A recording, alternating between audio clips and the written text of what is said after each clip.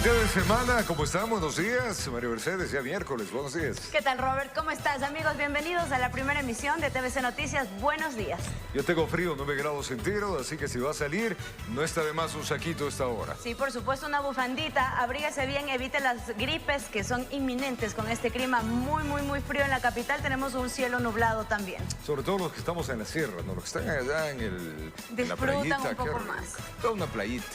Sí, por supuesto, Rico, una ¿no? playita. Y unas vacaciones nos hacen falta ya mismo también. las vacaciones. Los niños también se están preparando para las vacaciones. Las familias se alistan para las vacaciones. Estamos de mejor humor por eso. Vamos a contarles que este martes el Pleno de la Asamblea Nacional aprobó sin los votos del correísmo la reforma al artículo 5 de la Constitución. Esta elimina la prohibición para el funcionamiento de bases militares extranjeras en nuestro país. Y vamos a revisar algunos temas. Miremos.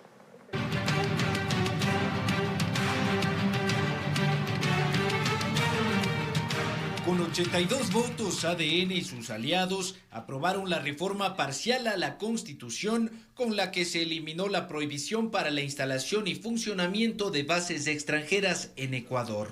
Necesitamos interdicción en seguridad en los espacios aéreos, marítimos, terrestres y fluviales.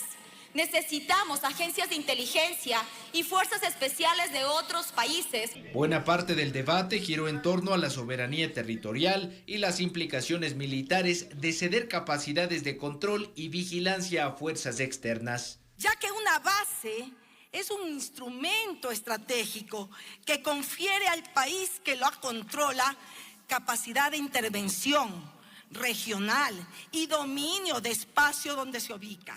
No se trata de ceder soberanía, sino de ejercerla plenamente, de defenderla con la colaboración de países aliados en un marco de respeto al derecho internacional. ADN y el correísmo mantuvieron álgidas pugnas durante el debate, desempolvando viejas rencillas de administraciones pasadas. ¿Quién legalizó a los Latin Kings? ¿Quién legalizó a los nietas? ¡Háganse cargo! Porque aquí nadie es delincuente. A nosotros nos respetan. ¡Basta del estigma! En cualquier momento, algún presidente decida pedirle al gobierno que le da la gana que ponga una base militar aquí.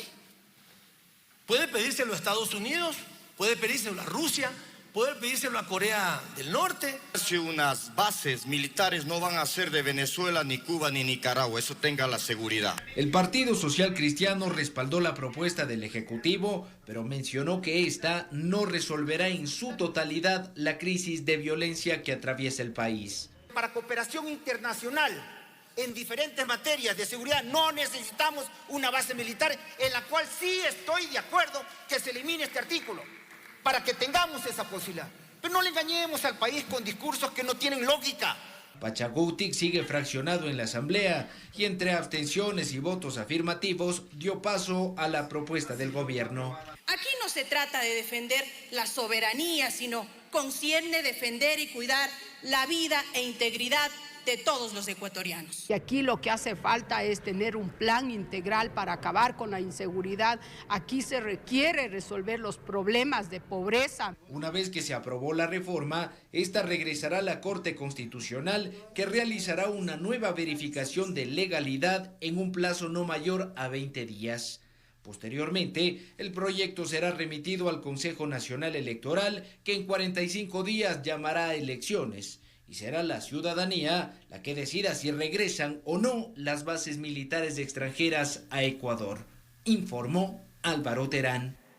Y en el Pleno de la Asamblea Nacional se retomó el debate de la Ley Orgánica de Inteligencia, misma que busca fortalecer las capacidades y competencias de la fuerza pública para anticiparse, prevenir y neutralizar amenazas contra el Estado. Vamos a revisar las propuestas que incluye esta normativa. La bancada oficialista de ADN retomó la Ley Orgánica de Inteligencia, estancada desde el 2008 en el Legislativo, y la llevó al Pleno de la Asamblea Nacional para segundo debate. El proyecto busca fortalecer las capacidades de inteligencia y contrainteligencia de la fuerza pública en el contexto del conflicto armado interno. Mejorar la capacidad del Estado para enfrentar el crimen organizado. Mejorar la coordinación interinstitucional. Y por supuesto, a través de esto, darle mayor transparencia y control al Sistema Nacional de Inteligencia. La ley dispone la creación del Sistema Nacional de Inteligencia cuya función será anticipar, evitar y neutralizar acciones criminales. Esta entidad contará con un fondo permanente de gastos especiales que gozará de carácter reservado y no se someterá a las normas de contratación pública. Las licitaciones en materia de inteligencia solo serán conocidas por Contraloría y los datos serán incinerados al finalizar el proceso.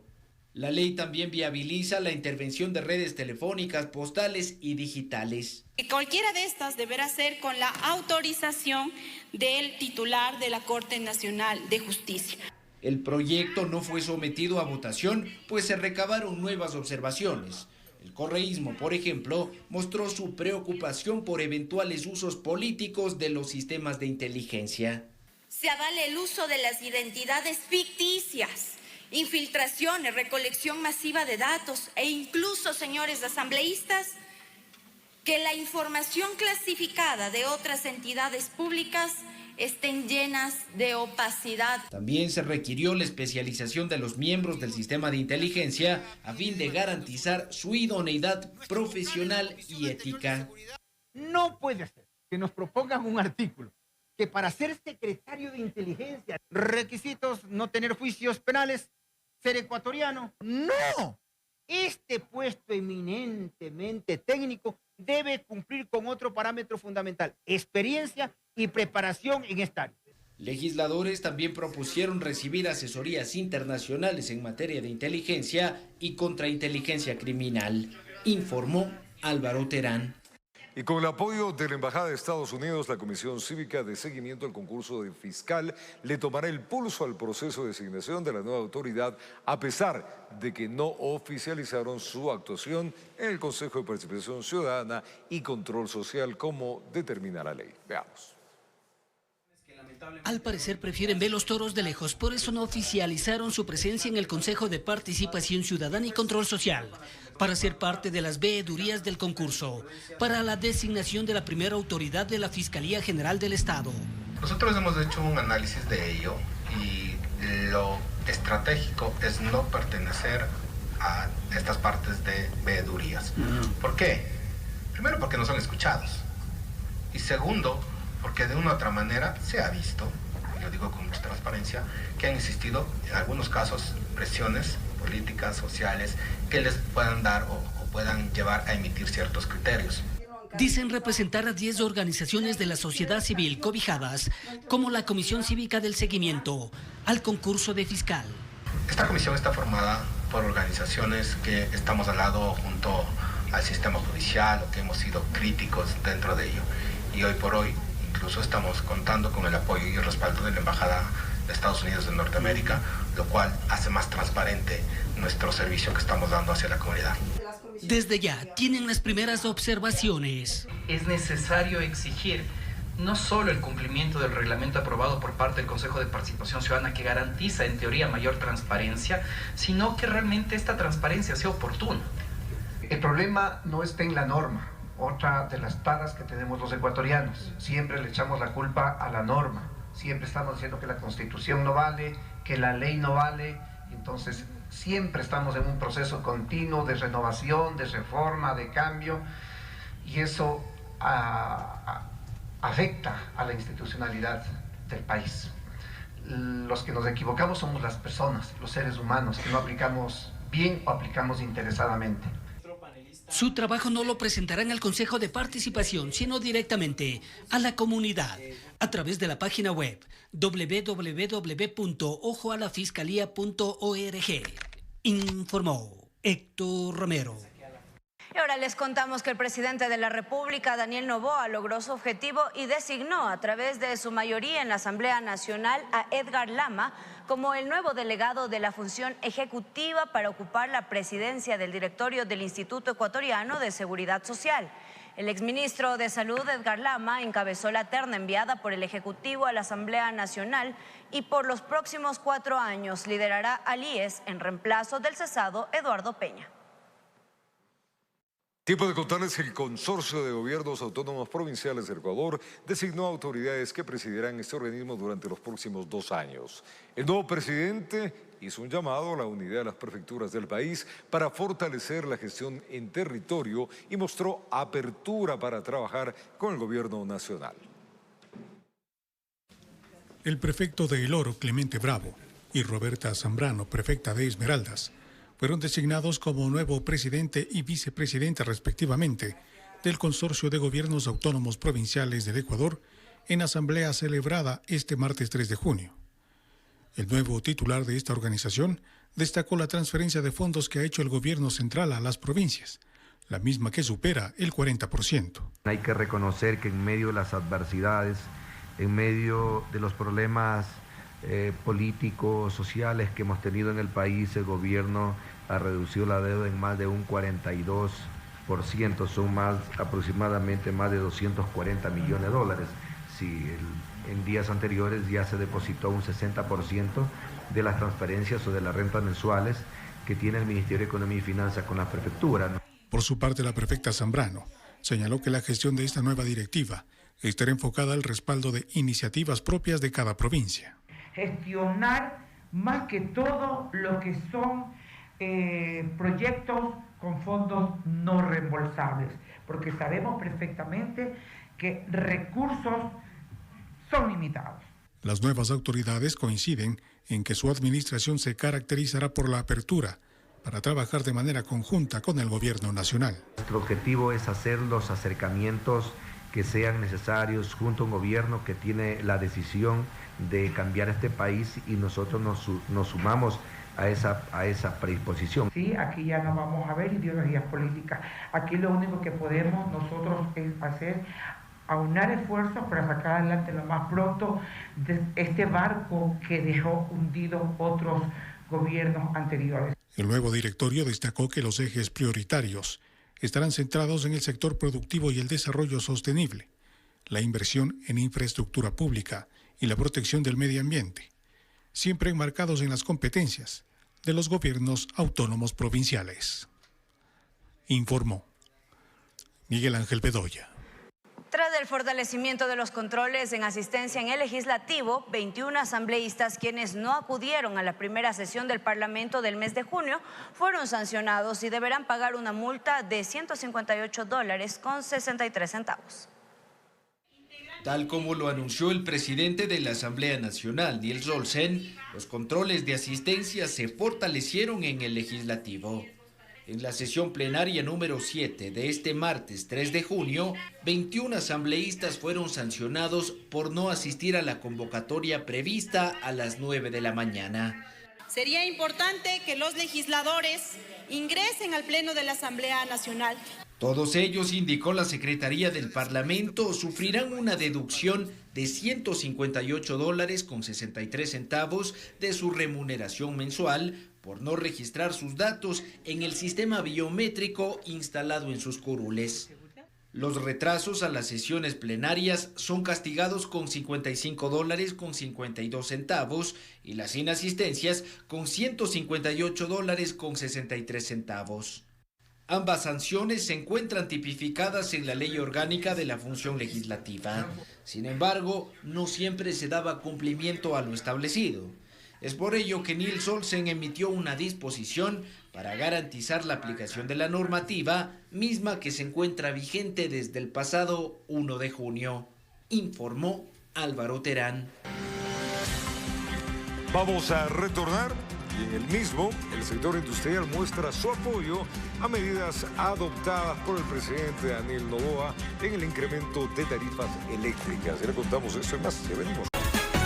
Hay que botar la pereza, échele buena energía, póngale ganas a este día, vote y concéntrese para que las cosas le salgan bien. Esa debería ser la premisa, ¿no es cierto? Gracias siempre por acompañarnos. El sector industrial muestra su apoyo a medidas adoptadas por el presidente Daniel Noboa en relación a la revisión de las tarifas eléctricas para ciertos sectores. Sin embargo, se propone crear un fideicomiso que administre los recursos que se obtendrán como consecuencia de la eliminación de varios subsidios. Miremos.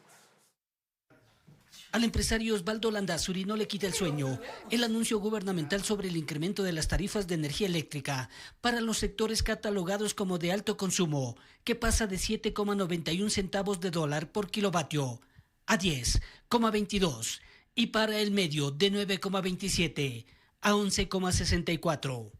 En términos generales, yo veo con buenos ojos las medidas que se están proponiendo, es decir, transparentar los costos de varios actores de la economía en términos de subsidios. El esfuerzo tiene que salir primero de los sectores que más tienen, y el sector empresarial pues probablemente sea uno de los que pudiera aportar de alguna manera al desarrollo del país. Con la medida, el régimen pretende recaudar alrededor de 498 millones de dólares, 256 de nuevas tasas eléctricas, 200 aproximadamente por nueva tasa de fiscalización minera y 42 millones, eliminación del subsidio del diésel en el sector atunero, a excepción del artesanal.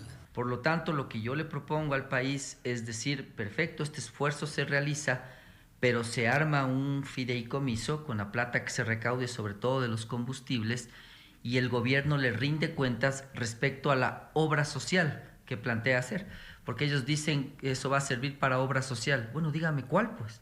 Dígame cuál, dígame cómo, dígame dónde, dígame en qué tiempo se va a realizar y quién va a auditar esa obra social. Desde el Colegio de Ingenieros Eléctricos y Electrónicos de Pichincha recuerdan que los cambios los exigían desde hace algún tiempo atrás. Hay un concepto que se maneja a nivel mundial de smart grids, es decir, de redes inteligentes donde se puede controlar pérdidas, se puede hacer gestión remota de líneas de transmisión, de subestaciones, y a eso debe llegar el Ecuador, a tener un mejor manejo de la energía, porque este momento, al pagar menos de lo que cuesta esa energía, se está haciendo un uso ineficiente, se está en muchas ocasiones se está desperdiciando energía, y eso no puede ser posible, considerando más aún que tenemos problemas de abastecimiento en épocas de estiaje. Decisión del gobierno nacional que al parecer ha recibido más muestras de apoyo que de oposición, informó Héctor Romero. Los acuerdos comerciales firmados entre Ecuador y otros países podrían permitir que los envíos directos de paquetería desde esas naciones no sean un objeto de pagar el arancel de los $20 anunciados por el gobierno en días atrás. Así lo señala un ex viceministro de Producción y Comercio Exterior. El régimen de importaciones, conocido como 4x4, vigente desde 2012, permitía a los ciudadanos importar productos del exterior sin pagar IVA ni aranceles, siempre que los paquetes no superen los 4 kilogramos de peso ni los $400 de valor por envío. Aunque la medida fue implementada con el fin de facilitar el envío de bienes por parte de migrantes a sus familias en Ecuador con uso exclusivamente personal, con el tiempo este régimen se ha venido distorsionando, que una gran parte se ha convertido en envíos comerciales. Así lo destaca el exministro de Comercio Exterior Daniel Legarda. De allí que la tarifa de $20 anunciada por el gobierno buscaría frenar dicha distorsión. Ha habido mal uso de este régimen porque se está comercializando de manera interna los productos. Eso evidentemente es ilegal y es un mal uso del régimen. Ahora, si se quiere efectivamente trabajar en ello, lo que debería reforzarse aquí es por sobre todo el control aduanero y el control posterior que tiene la facultad de hacerlo tanto el Servicio de Rentas Internas como el Servicio Nacional de Aduanas. Sin embargo, para el exministro, los envíos directos provenientes de países con los que Ecuador ha suscrito recientemente acuerdos comerciales como China, Costa Rica y Corea del Sur no deberían estar sujetos a esta nueva tasa. Hay disposiciones relacionadas con el comercio electrónico en el Tratado de Libre Comercio Ecuador-China, en el acuerdo con Costa Rica también, aunque no hay un comercio electrónico directo con ese país. Las hay en el próximo acuerdo comercial que va a entrar en vigencia con Corea del Sur más adelante, y seguramente en el de Canadá y otros países que entrarán en vigencia también más adelante. La mayoría de paquetes ingresados bajo el régimen 4x4 provienen de Estados Unidos y suelen pasar por centros de consolidación, lo que implica una manipulación de la carga. Por ello, podrían quedar fuera de la exoneración. Pero ya cuando hay una manipulación de carga, cuando hay una consolidación o desconsolidación de carga, ahí pierde esa cualidad de envío directo. Es una de las características que también están brindadas ahí, ¿no? El cobro de este arancel único entrará en vigencia desde el próximo 16 de junio, informó Miguel Ángel Bedoya.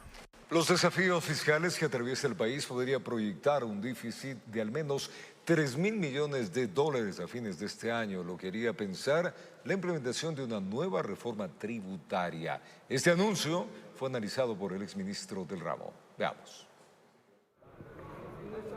El gobierno del presidente Daniel Noboa proyectaría implementar una reforma tributaria en este año 2025 o el próximo año 2026 con el objetivo de enfrentar los desafíos fiscales que atraviesa el país.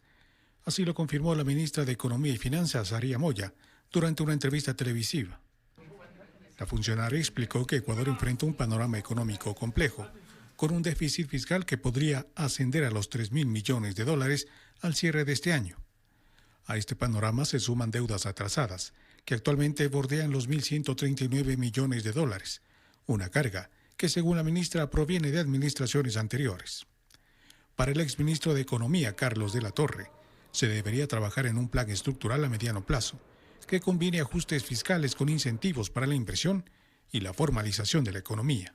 Un déficit fiscal de 3.000 millones aparece como bastante optimista dada la situación real de las finanzas públicas del Ecuador. Solamente estas deudas que se vienen arrastrando de periodos anteriores superarían ya por sí mismas los 6.000 millones de dólares.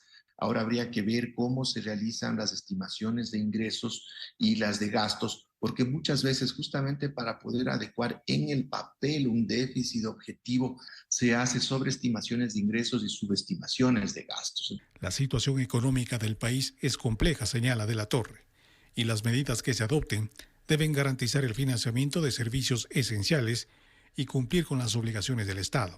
Y es muy difícil que en la realidad se pueda decir este va a ser el déficit cuando todavía no se tiene el presupuesto general del Estado. Es decir, el déficit es como resultado del ejercicio presupuestario, es decir, no se puede partir ex ante de definir un déficit y de ahí ajustar las cifras a ese déficit. Según cifras del Banco Central, la economía del país decreció un 2% en el 2024. Sin embargo, para este 2025, la entidad señaló que se proyecta un crecimiento del 2.5%. Cifra que el exministro considera compleja de alcanzar. Que se anuncian de que creceremos entre el 2 y el 3%, son totalmente optimistas frente a la verdadera situación que inclusive no conocemos qué más pasará. Por ejemplo, qué sucedería si nuevamente tenemos que enfrentar apagones. Esto implicaría un golpe tremendo al desempeño de la economía y tendríamos cifras cercanas al cero o incluso nuevamente negativas. La prioridad del gobierno es mantener el equilibrio fiscal sin afectar el desarrollo productivo ni el bienestar ciudadano, así como ordenar las finanzas estatales y fortalecer la capacidad del Estado para cumplir con sus compromisos, informó Miguel Ángel Bedoya. Un tribunal de la Corte Nacional de Justicia fijó fecha y hora para el juicio contra el ex vicepresidente de la República, Jorge Glass, así como también para el ex secretario técnico Carlos Bernal en el caso Reconstrucción de Manabí. De ser hallado culpable, Glass enfrentaría una tercera sentencia en su contra. Los jueces Javier de la Cadena, Marco Rodríguez y Mercedes Caicedo serán quienes encabezarán la audiencia de juicio del caso Reconstrucción de Manabí, donde están procesados el ex vicepresidente Jorge Glass y el ex secretario técnico Carlos Bernal, acusados del presunto delito de peculado en la administración de fondos destinados a la reconstrucción de Manabí tras el devastador terremoto del año 2016. Esta diligencia se llevará a cabo este viernes 6 de junio a las 8:30 de la mañana, a la que fueron convocadas todas las partes procesales para el desarrollo de la audiencia. Según la acusación de Fiscalía, el ex vicepresidente lideró la estructuración de los equipos de trabajo, pero lo hizo en un contexto sin normativas claras para la ejecución de proyectos. Además, habría priorizado 11 obras que no se ajustaban a la ley ni al plan de reconstrucción, adoptando decisiones sin el consenso de los demás miembros del comité, lo cual, según el Ministerio Público, excedió sus atribuciones legales. En el caso de Bernal, las investigaciones apuntan a supuestas irregularidades en la contratación para la remoción de escombros, donde presuntamente se favoreció a una empresa relacionada con su entorno familiar. La Fiscalía argumenta que Bernal conocía y firmaba las resoluciones del comité, supervisaba los proyectos y gestionaba fondos ante el Ministerio de Finanzas para obras que no estaban contempladas en la Ley de Solidaridad. También se destaca su vínculo familiar con accionistas y con el representante legal de la mencionada empresa. El pasado 19 de mayo, Se dispuso a la Fiscalía que en un plazo máximo de 12 días se realice una evaluación psiquiátrica a Jorge Glass en la cárcel La Roca, donde se encuentra detenido. Solo con ese resultado se resolvería su eventual traslado a una casa de salud. De ser hallado culpable, el ex vicepresidente enfrentará una tercera condena en su contra, informó Miguel Ángel Bedoya. El Ministerio de Ambiente presentó en Fiscalía una denuncia por el derrame, al parecer deliberado, de contaminantes en la reserva Manglares El Salado, esto es en Guayaquil. La entidad gestionó la limpieza y remediación para reducir el daño hecho a la flora y la fauna, sobre todo en ese sector. Veamos. Fueron los moradores de las urbanizaciones cercanas las que alertaron a las autoridades sobre el derrame de aceite quemado y grasas en un ramal de la Reserva de Producción Faunística Manglares El Salado, en Guayaquil. Esto se registró el 1 de junio. La afectación era evidente, alrededor de 1 kilómetro. Con indignación ver este acto criminal, porque no se lo puede denominar de otra manera, el hecho de atentar contra especies que son protegidas en la fauna y la flora. Porque aquí hay animalitos, hay cocodrilos, hay iguanas, hay tortugas, hay patitos silvestres también. Las autoridades gubernamentales, a través del Ministerio de Ambiente, al conocer lo ocurrido, intervinieron con 35 guardaparques que ejecutaron acciones de limpieza y remediación. Ha habido un vertimiento directo aquí en el estero, en El Salado, de una presunción de aceite quemado y de grasas. De manera inmediata el Ministerio ha articulado y ha coordinado con varias instituciones del Estado, dentro de ellas está el Ministerio de Energías y Minas a través de Petroecuador, asimismo con la Agencia de Regulación y Control del Agua, asimismo también con bomberos para poder controlar inicialmente este flujo, pero sobre todo este aceite quemado, para lo cual actuamos con muros de contención, con paños, con salchichones. Otra de las acciones emprendidas fue presentar la denuncia ante Fiscalía General del Estado por delitos contra la flora y la fauna silvestre. Un acto de esta naturaleza, hemos puesto nuestra denuncia a la Fiscalía General del Estado para determinar el causante y el responsable de esta acción. Asimismo, hemos solicitado a ECU 911, también se nos proporciona información de cámaras para identificar quién sería la presunta persona que hubiese ocasionado este delito ambiental. Tanto autoridades como los moradores del sector concuerdan que este hecho fue deliberado, informó Maite Morán. Dictaron orden de prisión contra la conviviente de alias Fito y 5 familiares más por el presunto delito de lavado de activos. El ministro del Interior, John Reinberg, informó que trabajan de manera intensa para localizar al prófugo e investigan nuevos contratos, además con el Estado, que están vinculados a las 4 empresas intervenidas. Centinela 6 les partió la madrugada en 3 provincias. Tras varios meses de investigaciones, el bloque de seguridad ha tomado del cuello a 6 familiares de alias Fito. El ministro explica por qué, después de 1 año y medio de su fuga, golpean. ¿Por qué nos hemos demorado? Porque tengamos en cuenta que nadie ha hecho esto. No había un proceso investigativo, nadie había tocado a estas mafias. Tenemos que tomarnos un poquito de tiempo para tener todas las evidencias necesarias. 33 allanamientos, 47 bienes incautados y 4 compañías avaluados en $13 millones. En los últimos 8 años movieron 24 millones en el sistema financiero nacional. Era proveedora del mismo SNAI con el servicio de dotación de agua. Bueno, ese, como le adelanté, es una investigación que estamos llevando a cabo. Hasta el día de ayer que he pedido toda la información para ver en qué época es, todavía no la tengo. Todavía no me aparece como el proveedor, pero estamos investigando. Las acciones delincuenciales de esta estructura criminal se originaron en el año de 1990, lo que les ha permitido dinamizar sus economías ilícitas. Al amanecer de este martes, la Unidad Especializada contra el Crimen Organizado del Complejo Judicial Norte, en Quito, dictó prisión preventiva contra los 6 implicados. El Consejo de la Judicatura estaba pidiendo protección para la jueza a cargo de este caso. También extendió este pedido al Ministerio del Interior. ¿Ella ya está con custodia? 100%. Estamos dando la seguridad, apenas me lo solicitaron, lo he autorizado, se hizo la debida gestión y cuentan con la seguridad tanto fiscal como la jueza. Les han dado en las venas que financian actividades narcodelictivas del líder de los choneros, quien desde la clandestinidad opera sin cortapisas. ¿Qué tan cerca están de él? Bueno, yo creo que estamos trabajando, la Policía Nacional está trabajando arduamente para dar con la ubicación de él. Y en eso están, afirma. No es el único objetivo de alto valor en este conflicto armado interno en el que sostiene: nadie se cansa ni achica. Informó Jorge Escobar. Y en menos de 6 horas, 3 personas fueron asesinadas en el distrito Mante, en la provincia de Manabí. 2 de los crímenes ocurrieron en Montecristi, uno de los hechos violentos. La policía, pues tras la persecución a balas, logró capturar a 2 presuntos sicarios. 3 personas fueron asesinadas al estilo sicariato en menos de 6 horas en el distrito Mante, en la provincia de Manabí. El primer hecho ocurrió en Montecristi. Steven Zambrano Constante, de 29 años de edad, que intentó correr por su vida, pero sicarios le descargaron una ráfaga de disparos.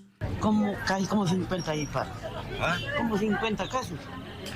Era una balacera, yo me asusté, pero mi hijo anda por acá también, el carro de él, no sé.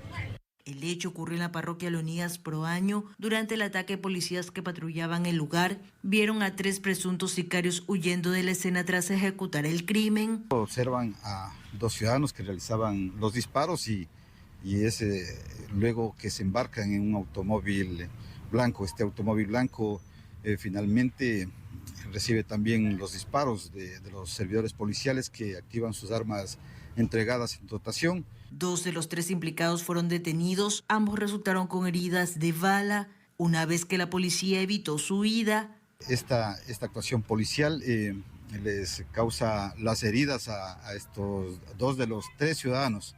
Un tercer delincuente se da a la fuga. 5 horas después, en pleno centro de Manta, un taxista fue acribillado a tiros mientras circulaba en su vehículo. Los sicarios usaron un fusil para el ataque que no dejó víctimas colaterales. Esto sería munición 223 o 556, que es una munición de alto poder destructivo.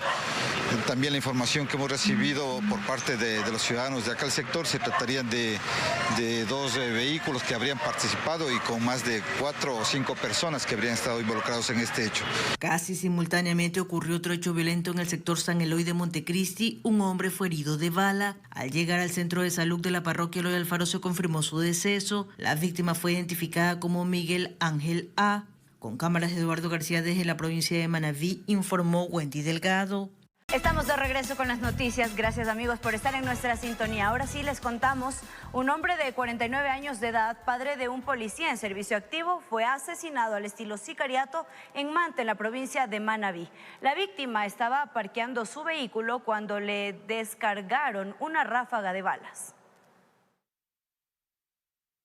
La noche de este martes, mientras la zona comercial de Manta, en la provincia de Manabí, empezaba a cerrar sus puertas, una ráfaga de disparos terminó con la vida del padre de un policía en servicio activo. No, es una chompa del servidor policial que es familiar del Hoyoxis, que ya se encuentra trasladando acá. Él no ha prestado los servicios en este distrito ni en esta provincia. El hecho se registró en la calle 13, en una zona céntrica y comercial, mientras la víctima estacionaba su vehículo. El ataque generó temor en los comerciantes y usuarios que estaban en el lugar. La vida de uno no vale nada, no hay seguridad para nadie. Se mata a un ciudadano común y corriente cuando le da su regalada gana. El crimen lo ejecutaron sicarios desde un vehículo, quienes huyeron de la escena, mientras la policía levantó indicios balísticos y el cadáver de Simón Burgos Ceballos, quien fue trasladado al centro forense de Manta. El vehículo que se encontrado no tiene ningún reporte de robo ni nada por el estilo. Según se adelantó, el crimen no estaría relacionado a las actividades policiales de su hijo. Tiene poco tiempo de servicio, trabajaba en un área que es en el área preventiva. El día de mañana ya tendremos una entrevista con él para analizar la situación, algún hecho que él podría haber tenido dentro de sus procedimientos policiales para poder vincularlo. La policía investiga este caso y están en alerta ante posibles hechos que puedan ocurrir. luego de las intervenciones contra el grupo delictivo Los Choneros.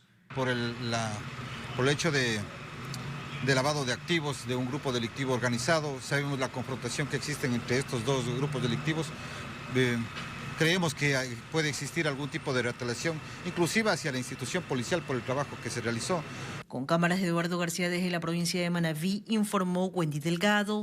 El tercer más buscado de la provincia de El Oro fue atrapado en Milano, en Italia. Esto gracias a la coordinación de la Policía Nacional y su similar europeo. El sospechoso, indicaron las autoridades, sería el responsable de una violación a una niña de 7 años en 2017.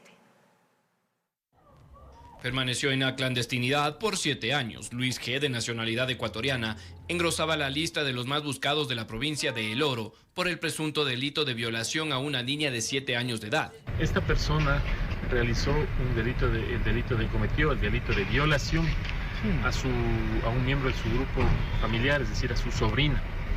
Esto fue en el año del 2017. La madre de la menor, su hermana, le había llevado a la menor de edad a donde el médico por constantes dolores que presentaba. Al realizar el chequeo médico se verificó que la menor había sido violada. Tras la denuncia de la madre de la víctima, el sospechoso fugó del lugar y empezó a migrar por varias ciudades, hasta que con ayuda de papeles falsos salió hacia el vecino país de Perú, donde realizó o consiguió documentos falsos con los cuales pudo viajar hacia Europa, específicamente a España y posteriormente a Italia. Se radicó en Europa e intentó emprender una nueva vida. Con una identidad falsa trabajó como chofer, pero la policía no se dio por vencida en su búsqueda. Con estos documentos consiguió trabajo allá, pero el bloque de búsqueda siguió sus pasos, no decayó en el esfuerzo de búsqueda y logró ubicar sus rastros hasta llegar a Italia.